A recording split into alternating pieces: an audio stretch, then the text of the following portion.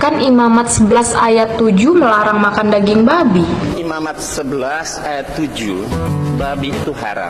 Pertanyaanmu itu sudah kuno banget dan sudah ketinggalan zaman. Baru saja saya melihat satu video di TikTok. Apakah masih relevan pelajaran tentang haram dan halal di dalam Alkitab? Dan jawaban dari video tersebut yang cukup viral yaitu jawaban tentang Kisah pasal 10, di mana itu sudah tidak relevan lagi karena Petrus sudah memakan makanan yang haram. Nah, untuk itu saya tertarik untuk menjawab pertanyaan daripada orang-orang tentang Kisah pasal 10 ayat 9. Kisah pasal 10 ayat 9. Keesokan harinya ketika 3 orang itu berada dalam perjalanan dan sudah dekat ke kota Yope, kira-kira pukul 12 tengah hari, naiklah Petrus ke atas rumah untuk berdoa. Ayat 10 dikatakan begini.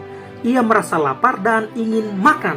Tetapi sementara makan disediakan, tiba-tiba rohnya diliputi kuasa ilahi, tampak oleh langit terbuka, dan turunlah satu benda bentuk kain lebar yang tergantung pada keempat sudut yang diturunkan ke tanah. Di dalamnya terdapat berbagai jenis binatang berkaki 4, binatang menjalar, burung, dan kedengarannya oleh suatu suara yang berkata, "Bangun hai Petrus, sembelilah dan makan." Ayat 14.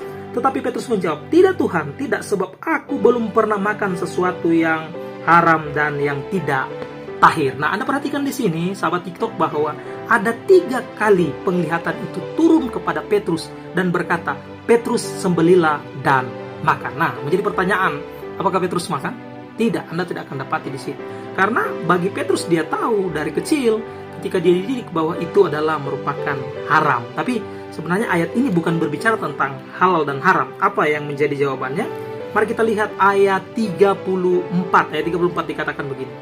Lalu mulailah Petrus berbicara, katanya, "Sesungguhnya aku telah mengerti bahwa Allah tidak membedakan orang." Nah, peristiwa ini ketika ada 3 orang tadi bertemu dengan Petrus, dan Petrus dan Kornelius pada akhirnya bisa bertemu, inilah dia sadar bahwa sebenarnya konteks daripada ayat ini atau pertemuan mereka adalah Kristus tidak membeda-bedakan orang, yaitu hak keselamatan juga diberikan kepada Kornelius yang bukan merupakan orang Yahudi dan siapa saja. Injil itu diberitakan kepada seluruh orang. Nah, saudara-saudara, sahabat TikTok, bahwa kita tahu bersama bahwa ini bukan berbicara tentang halal dan haram, bukan mengizinkan untuk Petrus atau kita orang Kristen makan makanan. Tuhan memberkati.